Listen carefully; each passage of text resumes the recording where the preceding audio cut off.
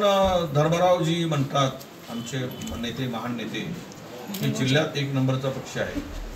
तर मग आता रस्ते खोदून टाकायसाठी आहे की रस्ते बनवायसाठी?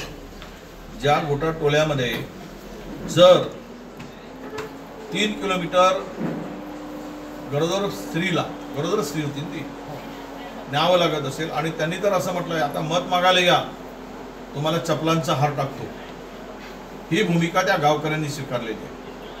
याचा अर्थ असा आहे की तिकडे विकास झालेला नाही, तिकडे विकास फक्त नेत्यांचा झाला, जनतेचा झाला नाही आणि गावाचा झाला नाही। त्यामुळं त्यांनी बाहेर येऊन जे काही जिल्ह्यावर सांगतात की आमचाच पक्ष येईल वगैरे, मला वाटतं यामध्ये काही तथ्य नाही।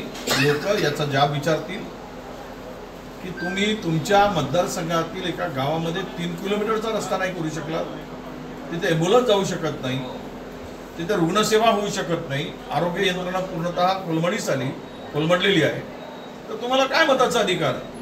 हा जाब विचारतील ना।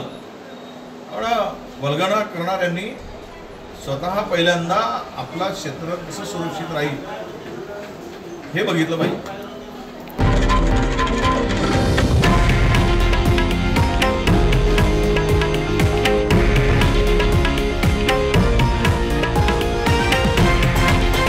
हे आहे देशातील नंबर 1 न्यूज नेटवर्क आणि आपण पाहत आहात TV9 मराठी, एकमेव।